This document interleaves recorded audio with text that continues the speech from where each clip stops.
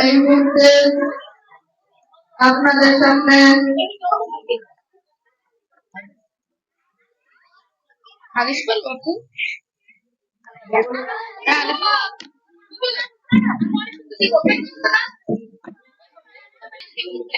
حديث شريف قال النبي صلى الله عليه وسلم أخلص دينك يكفيك العمل القليل حديث شريف الأرض হযরত নবী করিম সাল্লাল্লাহু আলাইহি ওয়াসাল্লাম ফরমায়াছেন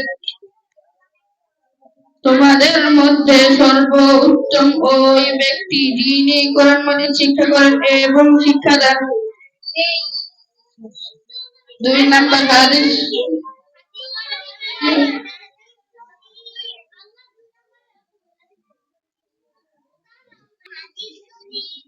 এক নম্বর হাদিস শরীফ قال النبي صلى الله عليه وسلم ফরমায়েছেন